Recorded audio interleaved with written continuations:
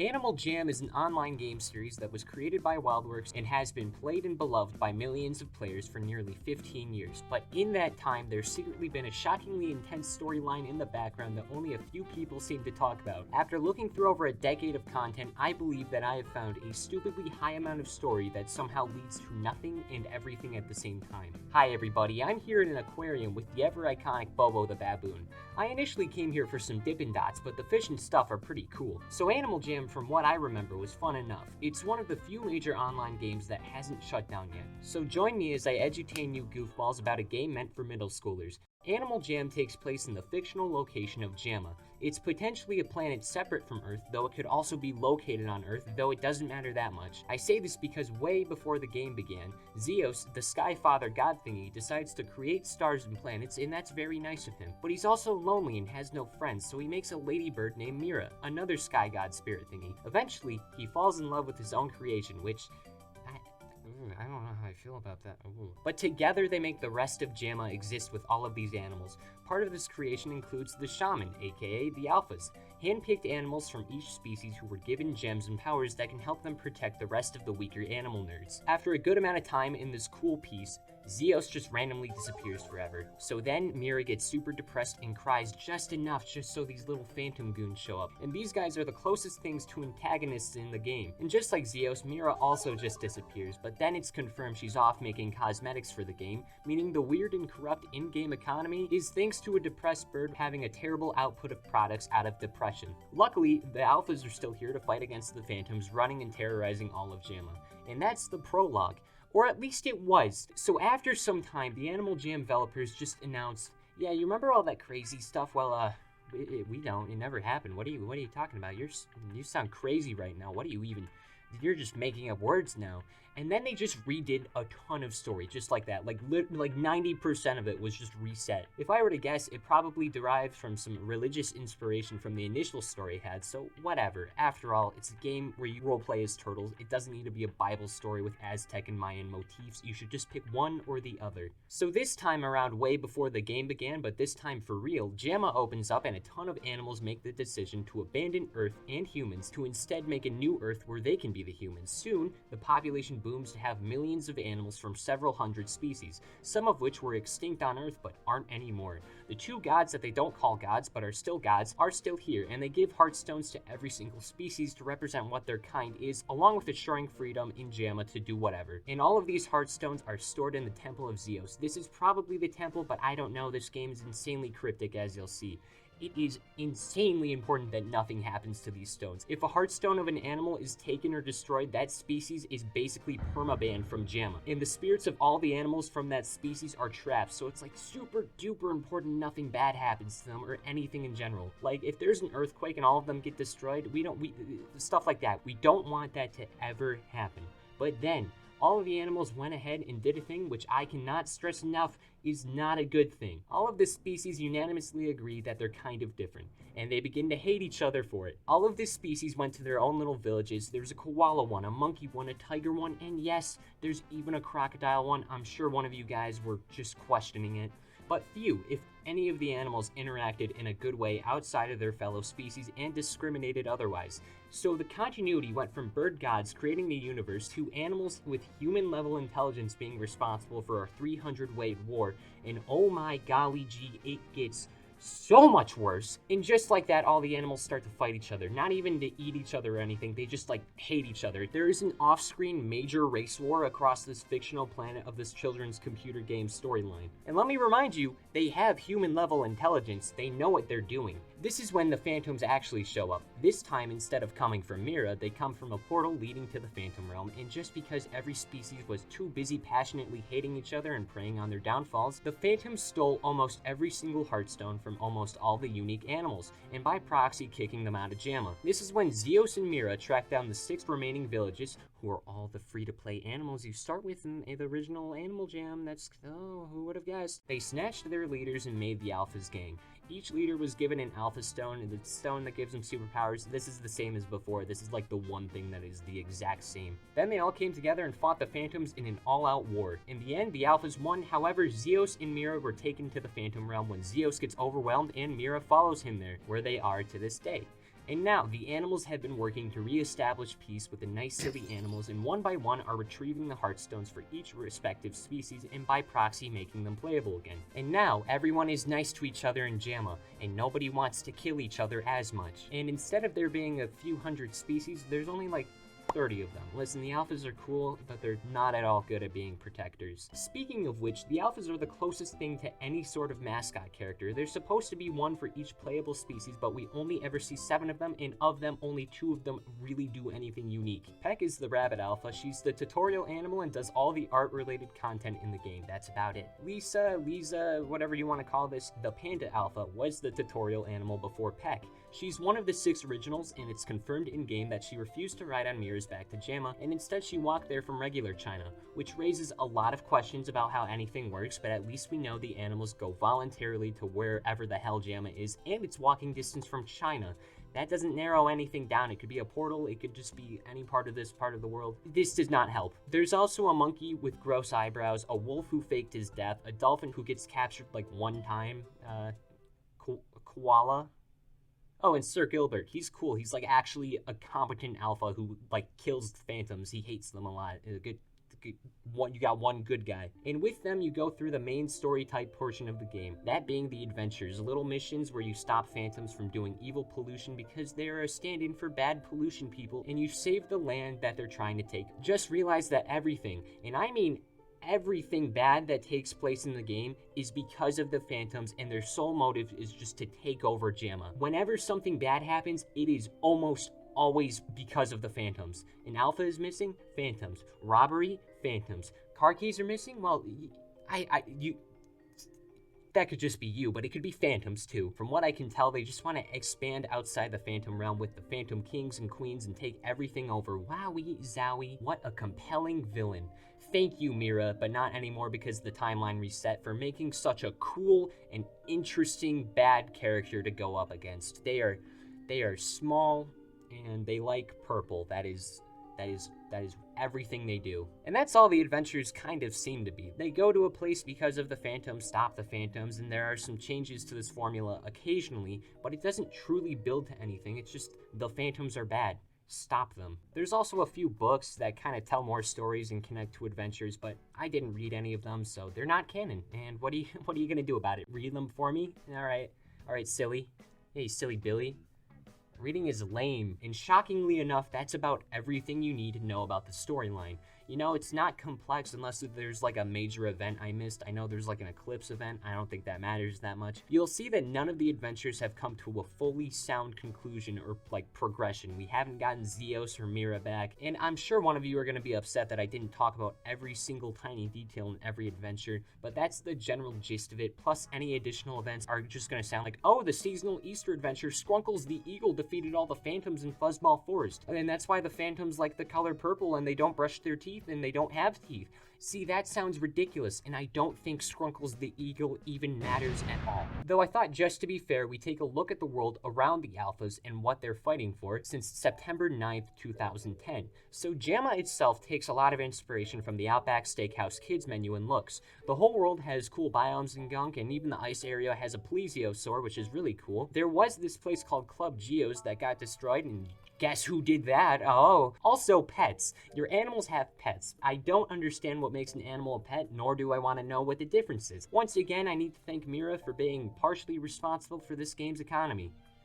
It sucks. Multiple currencies exist within this game, and due to things like glitches, popular demand, seasonal events that never return, and accidental cultural appropriation, yes, that happened, some clothing became extremely hard to get your hands on, and it's very possible that millions of children learn the merits of capitalism and cool monkey facts within seconds of each other simply due to the presentation and intentions behind this game. A caste system was formed between members and not members, though a castier caste system came when you could grab rare items like spiked collars. If you wore a spiked collar in public on a weekday or something, you might get some weird looks from strangers. In JAMA, though, It's a sign of power. Some items, like magenta-colored items, only exist in the single or even double digits at most in quantity, and to an extent, Animal Jam would gain a black market. And this is when scammers and even hackers began to roll in. The most prominent hacker was the infamous Fman122, which I can only describe as Wolf Herobrine but in Animal Jam, who could easily take over accounts via a single message and take all of your stuff.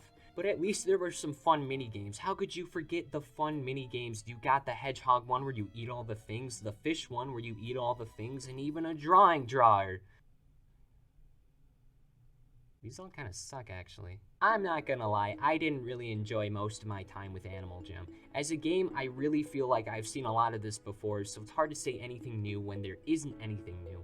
Although there was a single thing I will say I enjoyed quite a bit more than I should have. In each major area, you can click on the flora and fauna to learn cool facts about the animal kingdom. A lot of facts I thought were really interesting, acting as a great way to encourage kids to learn more about animals and nature as a whole. This decision came in part from the game being worked on by WildWorks as well as National Geographic, and you know what? I'll give it to them. I love me education in kids games. I think my favorite type of event that came from this general educational stuff is raising awareness for the endangerment of monkeys by straight up making it so nobody could play as them until they got enough in-game gems to bring them back. Unrelated, I lied when I said the alphas were the only important characters. The Jambassadors are influencers who associate specifically with Animal Jam, and I'm not going to get into much detail or look into it, but I think it's a pretty decent business strategy that I'm sure went okay, but that just makes me wonder, what kind of audience did Animal Jam garner? Like, surely it can't be that bad. It could just be like people who want to learn more about animals like I do. I feel like a disappointed parent right now. Now, I'm sure we can all laugh about this now, but guys, I'm just gonna come out and say it. What the flip, dude? I'm gonna say this in a nicer-ish way, but I could talk about some of the weirder stuff that I could personally imagine people getting shoved into lockers for ever even attempting to do. But I'm not gonna do that. I'm not gonna talk about it that much because my mom is watching this, and I care enough about my family not to make them sit through me going into vast detail about the culture behind Animal Jam roleplay. But then there's the good and harmless things people did, like fan art, stories, and using the drawing game way better than I did. And there was even some rumors like being able to destroy the bridges if enough people got onto them. I really like the creepypastas that people made up, like the saga of Cartwheel 13, the lonely koala was insane to read. This right here, this is unironically the most joy I got from anything Animal Jam. Ultimately though, when it comes to the players, I think the ability to do all this extra game-within-game stuff was genuinely the heart. I'll never get to witness this firsthand, but it seemed harmless-ish enough. It's just kids being kids. Hopefully, again, I was not around in Animal Jam's prime. You do you. It's undoubtedly kind of wild what the community surrounding the game did to impact it, but it's essential in a retrospective angle to appreciate this insane culture surrounding Animal Jam. But surely the game can't get much crazier than this. The only way the game could be even more of a slightly above average dumpster fire is if the developers went ahead and made things worse. August 2015, things get worse. So a funny thing happened when WildWorks realized they can get more money by doing business things. And guess what? They did business things. When realizing the possible player base on mobile, WildWorks went ahead and created Animal Jam Play Wild, which is nearly the same game as normal Animal Jam, but in 3D now, along with a bunch of things being added or removed. A lot of Animal Jam's time around has included mobile games that are mostly the mini-games stretched out into actual apps. Tunnel Town is about rabbits, you learn about rabbits. Jump is a kangaroo game, it's Doodle Jump, and you learn about kangaroos. And lastly, Dash Tag, an endless runner where you play as a pet and escape their owner's house. I promise you, there isn't that much to the games by themselves. They're around if you want to play them. Animal Jam Play Wild felt like roughly the same as the original game. My biggest problems with it were that you couldn't find animals in each area, along with the ladybug on the logo being replaced by a butterfly, because for me personally, that ladybug was more impactful than literally every single alpha combined. Why? There's a few games that were ported over and a few new ones like Not Super Monkey Ball where you play as a hedgehog in the void. At this point, I'm gonna declare myself the Animal Jam Checkers Grandmaster. If anyone in the comments says otherwise, I expect the rest of you to call them a dweeb. Basically, everything in-game is close enough to the original that you could play either version. So obviously, players are gonna try and stick to the first game because they've been playing that one longer and they've been grinding out their accounts for more years and they have more stuff. And though attempts were made to reward long-term players, it still wasn't wasn't enough for a huge part of the fan base, and along with there being like massive raids being the biggest things to happen, there had to be at least some kind of change. This is when WildWorks said, "Oh, biscuits and gravy, children sure are children," so in May of 2020, it was announced that for the 10-year anniversary of the series, they would be rebranding both of the major games. Animal Jam Play Wild would just become Animal Jam, while Animal Jam would get demoted to Animal Jam Classic. Now, this kind of makes sense from a business angle because that's what it was for. New players are going to want to play Animal Jam, not Animal Jam Classic. Like, look at that disgusting rectangle. No kid in their right mind is going to want to go near that. It makes complete sense why it was done. But that doesn't mean I have to like it. Also, it's kind of weird that the story never really went much further. Surely, the WildWorks team is doing something worthwhile, right? Right? Please? Please? Alright. So if you remember the mobile game Dash Tag, the endless runner that I dedicated 16 words of the script for in like 2 pages ago, you may or may not recognize a lot of the aspects. Besides the fact that it's an endless runner, 9 months later, WildWorks would release the game, Tag with Ryan, and I am not making this shit up. It is fundamentally the exact same game, but with reskins of Ryan from Ryan's World. Biomes are the same, the animations are the same, it's just the reskins. Also, the game Feral goes in early access. This game aims for the same demographics that Animal Jam had, that being horse girls and kids who watched and unironically believe that all 8 Alpha and Omega movies are good, but this time a slightly older age group. And I cannot stress this statement enough, this game has been confirmed to not at all be connected to the Animal Jam franchise, but it's still important to talk about when it comes to the actual story of the previous games. For a few years, it seemed decent enough. You go on silly adventures, and honestly, it looks like an alright time. Though I wouldn't know, and I never will get to know, because one day, they just shut it down without any warning. And dude, what kind of stupid behind-the-scenes shenanigans were going on that suddenly canceled the game with so much potential? Oh, that'll do it. That right there, that'll do it. On February 18th, 2022, Feral fully shut down and was replaced by Cinder.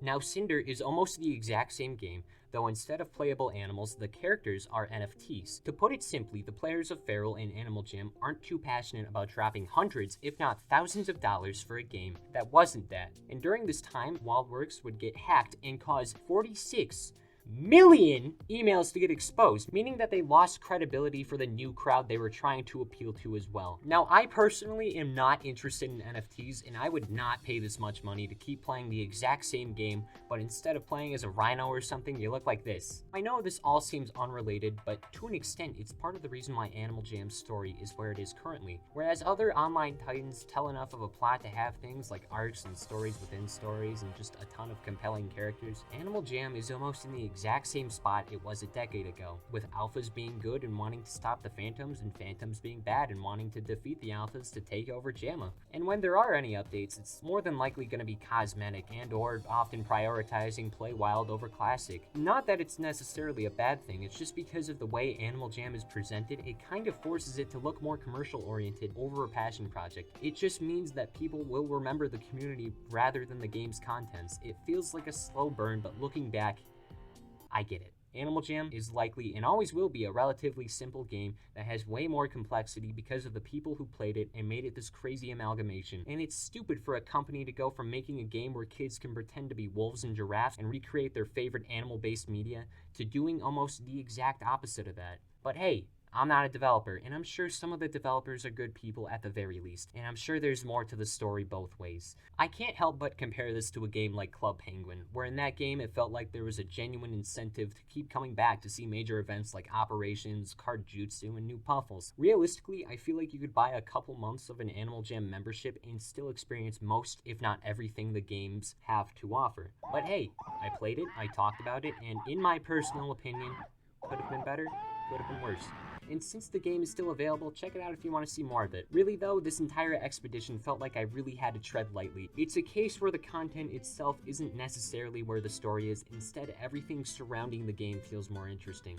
But again, it's an online game that didn't prioritize universe lore, instead using it as a way to justify aspects of the world, like why phantoms exist or why there are alphas. That's not an issue, but it still does feel unfinished. I hope the players who can enjoy the games can see a sounder conclusion. But yeah, that's gonna do it. Hopefully you have a nice day. Subscribe if you've made it here. I'm gonna flash a statistic here so you're more likely to do it. Finish your food and don't forget about that one thing you gotta do in an hour. I'll be here admiring the fish.